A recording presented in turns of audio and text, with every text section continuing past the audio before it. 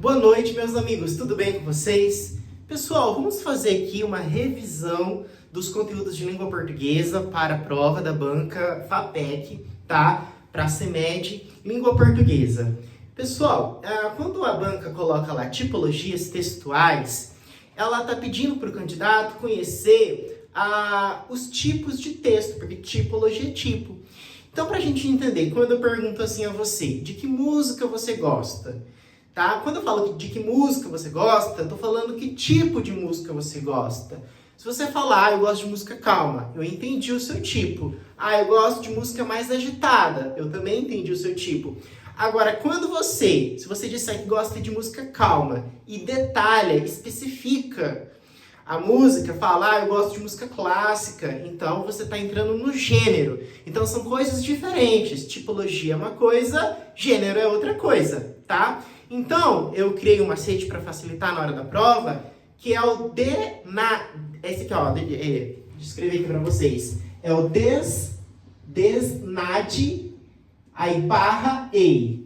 O que significa isso? O des aqui é descritivo, então é a tipologia descritiva. O narrativa.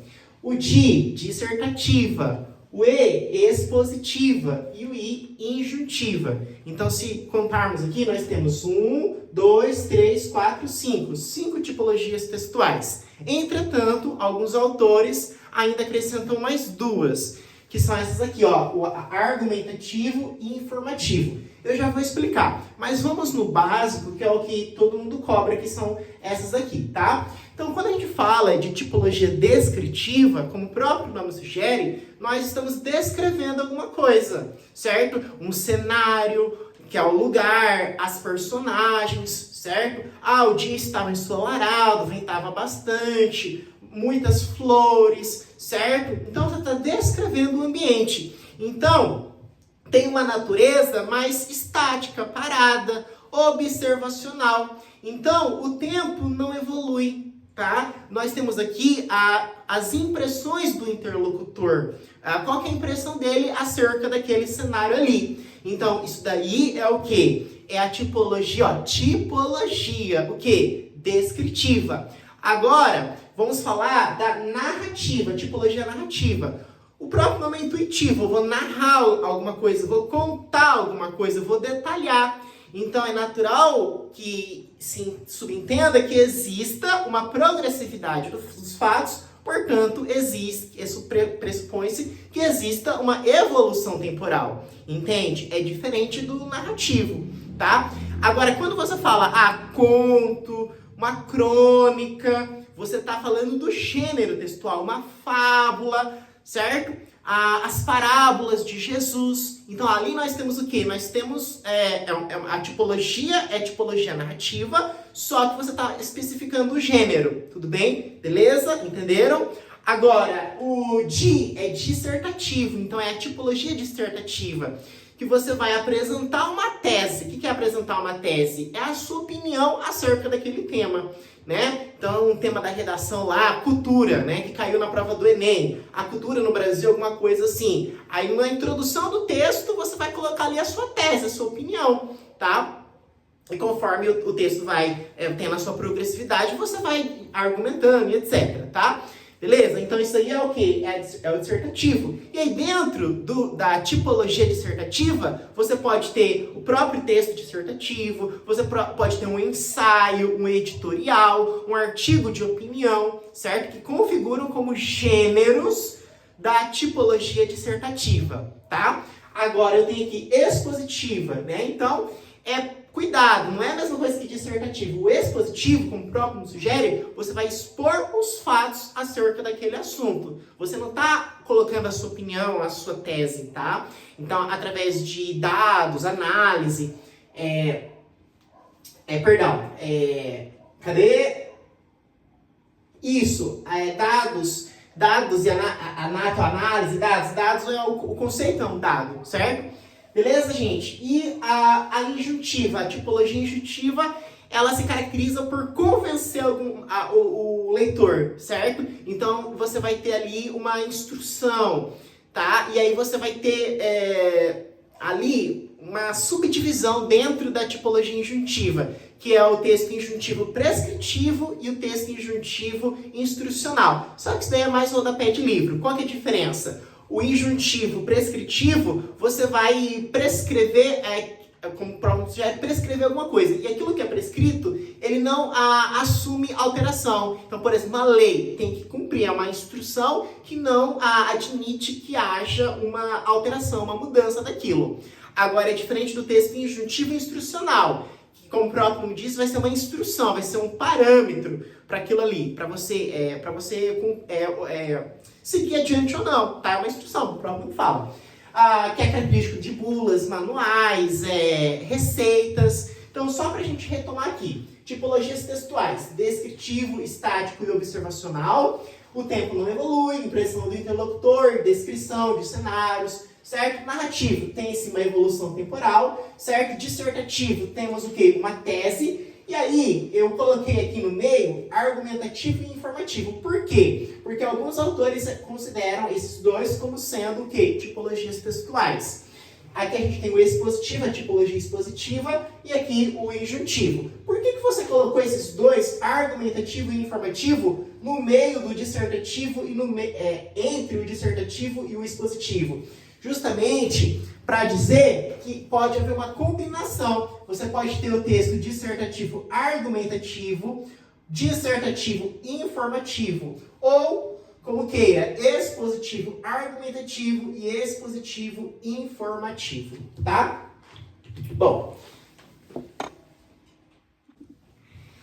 meus amigos, tipos de discurso. Nós temos o discurso direto, o discurso indireto, direto e indireto, e o discurso indireto livre. Comecemos pelo discurso direto. Como o próprio nome diz, direto ao ponto. Então, você vai ter a presença de dois pontos e aspas. Então, por exemplo, ela disse, dois pontos, não mereço mais do que mereço. Isso daí é o quê? É uma estrutura de discurso direto. Agora, o discurso indireto, por sua vez, ele se caracteriza pela presença de verbo dissende. O que é um verbo dissende? Dissende vem de dizer. Então, você pode ter lá, por exemplo, falou, disse, argumentou. Isso é um verbo dissende. Isso caracteriza muito o discurso indireto. Além do verbo dissende, nós temos os conectores, que e o se, tá? Então, olha só. Discurso direto, fala da personagem. Nós temos uma reprodução literal. Então, eu tenho aspas, como vocês podem observar aqui. Eu tenho dois pontos, aqui ó, os dois pontos. Maior originalidade à cena narrada. O discurso indireto, ele é formulado na ótica do narrador. Então, é de quem está narrando alguma coisa, tudo bem?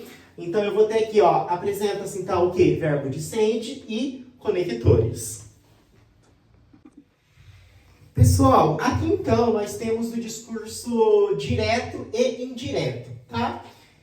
Olha só, ele trata-se, na verdade, da oscilação em um texto de discurso direto e de discurso indireto.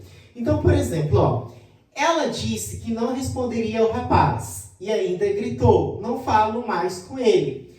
Olha só, eu tenho aqui o verbo dissende e o conector que. O que a gente acabou de ver? Quando estivermos diante de um verbo dissende e do conector, então eu tenho uma estrutura do quê? De discurso indireto. Só que eu tenho uma outra parte, ó, e ainda gritou, dois pontos, aspas. Lembra, dois pontos, aspas, são característicos do quê? Do discurso direto. Então ele mescla, ele oscila discurso indireto, verbo dissende mais conector, com o discurso direto, dois pontos, aspas. Então não é só um, nem somente o outro, são os dois. Então eu tenho o quê? Discurso direto e indireto, tá? O discurso indireto livre trata-se de um discurso em que narrador e personagem aparecem associados. Isso aqui é muito comum lá com Machado de Assis, tá? O Machado de Assis, nos seus livros, ele costuma misturar. Então você não sabe qual que é a fala do narrador, quem que é o narrador, quem que é a personagem. Então fica confuso, fica dúbio. Então só pra gente entender, olha só. Lulu me amava, ponto, sabia disso. Tá, Lulu me amava, sabia disso. Eu sabia o aluno sabia? Então não dá para saber, sabe, gente? Grande abraço, fiquem com Deus. Pessoal, transposição do discurso direto para o discurso indireto. No discurso direto, eu tenho a primeira pessoa. No indireto, eu vou ter a terceira pessoa, quer seja do singular, quer seja do plural. Agora, em relação aos tempos e modos verbais, vejamos, aqui no discurso direto, eu tenho presente, passado e futuro. Qual que é a palavra bonita para passado? Pretérito. Então, é presente do indicativo. Esses três são do indicativo, porque está no campo das certezas, tá? Então, presente do indicativo, pretérito. Mas qual é o pretérito? O perfeito, o imperfeito ou mais que o perfeito? O perfeito. Então, pretérito perfeito do indicativo. E o futuro? O futuro, mas qual é o futuro? O futuro do presente, porque existe o futuro do pretérito. Mas aqui é o quê? É o futuro do presente do indicativo. Então, de novo, vai lá. Discurso direto. Primeira, terceira pessoa, qual pessoa? Primeira pessoa. Eu tenho presente, passado e futuro. Todos eles do indicativo. Então, presente do indicativo. O passado a gente chama de pretérito. Mas qual o pretérito? O pretérito perfeito do indicativo. E futuro. Mas qual o futuro? Futuro do presente, futuro do pretérito. Qual o futuro? Futuro do presente do indicativo. Então, mais uma vez. Lá, discurso direto, primeira pessoa, certo? Presente, passado, futuro. Presente do indicativo. Pretérito qual? Perfeito do indicativo. E futuro do presente do indicativo. Então, eles estão aqui no discurso o quê? Direto. Além desses aqui, nós temos tanto... Porque vocês lembram de que nós temos três modos, né? O modo indicativo, o modo subjuntivo e o modo imperativo. Então, esses aqui são do modo indicativo, que está no campo das certezas. Só que existe o modo subjuntivo, que está no campo das possibilidades, das conjecturas, certo? Das incertezas. Então, você vai ter quando, né? Você vai ter se, o famoso se. Então, aqui, eu tenho subjuntivo e subjuntivo. Só que eu só vou ter presente e futuro. De novo, presente e futuro. Presente do subjuntivo e futuro do subjuntivo. Então, além do indicativo, além do subjuntivo, nós temos também o modo imperativo. Então, esses três aqui pertencem a qual discurso? Ao discurso direto. Pela última vez eu estou sendo incisivo para a gente fixar esse negócio. Discurso direto, terceira ou primeira pessoa? Primeira pessoa. Quais são os tempos e modos verbais que nós temos? A começar pelo modo indicativo. Eu tenho presente do indicativo, pretérito perfeito do indicativo e futuro do presente do indicativo. Chega de indicativo. Agora, subjuntivo. Quais são os dois que eu tenho? Ou eu tenho presente ou eu tenho futuro, né? Presente do subjuntivo e futuro do subjuntivo. E qual que é o outro modo verbal? É o imperativo. O que é o imperativo? São as ordens, os conselhos, as orientações e etc. Tá, gente, você sabe o que é o presente do subjuntivo? É quando termina, por exemplo, com E, que é que eu estude, que eu ame, né, que eu chegue cedo, né? Então, você vai ter esse que aí, tá? E o futuro do subjuntivo é aquele que termina com R. Confunde com infinitivo, mas não. Por exemplo, quando eu vir a pessoa, eu falo para você, né? Então, esse R, vir aqui no sentido de olhar, certo? E o imperativo é estude, obedeça, né? Está no campo das ordens, como nós dissemos anteriormente. Então, tudo isso é o quê? Discurso direto. O indireto, então, não vai ser primeira pessoa, vai ser terceira pessoa. E aqui, olha só, tem que ter essa correspondência, lado a lado. Então, olha só, o primeiro é o pi. Pi, né? O despertador, pi. O que é o pi? É o pretérito imperfeito do indicativo. De novo, pi, pretérito imperfeito do indicativo. Então, o presente vira pretérito imperfeito do indicativo. Mas quando eu falo de pretérito imperfeito, eu tenho que entender para facilitar. O que é imperfeito? É uma coisa que eu fazia no passado. Eu estudava, eu acordava cedo, eu malhava, eu corria. Eu estudava, vá. Eu corria, terminava com ia, né? Nha, era. Então, tudo isso são as partes que integram o verbo quando eles estiverem no pretérito imperfeito do indicativo. Então, pela última vez, o presente do indicativo, o pi, poderia falar pi, vira pi, com mais um i, ok? Agora, tem que ter a correspondência lado a lado, ó. Aí, para facilitar, pensa assim, ó, raria SSE. Faz um esforço que lembra. Raria SSE. Como assim que você está falando? Raria SSE. Urá, porque fica mais, para mim pelo menos fica mais fácil. Eu sei que irá é quando o verbo está no pretérito mais que perfeito. Eu estudara, eu fizera, né? Esse não é muito comum, né? É uma linguagem mais rebuscada. Mas é o tal do urá. Chegara.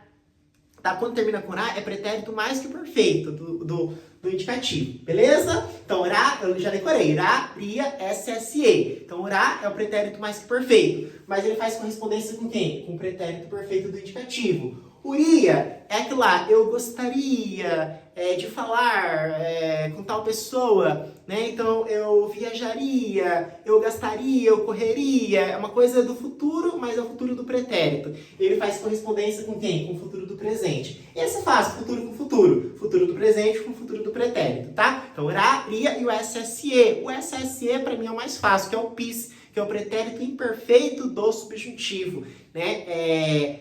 Tivesse, fizesse, corresse, né? Tem esse SSE, tá? Então, só mais uma vez, discurso indireto. Primeira ou terceira pessoa? Terceira pessoa, tá? Aí, eu vou ter na ordem. Vou falar na ordem, pi, que é o pretérito imperfeito do indicativo, que faz par com quem aqui? Com o presente do indicativo. Embaixo a gente tem urá. Urá é a parte do verbo quando ele estiver no pretérito mais que perfeito, que faz correspondência com quem? Faz correspondência com o pretérito perfeito do indicativo. Uria é o futuro do pretérito, que faz correspondência com o futuro do presente. E o SSE, que é o pretérito imperfeito do subjuntivo, que faz correspondência com o presente do subjuntivo, futuro do subjuntivo e imperativo. Tudo bem, pessoal? Mais tarde nós continuamos. Um grande abraço. Fiquem com Deus.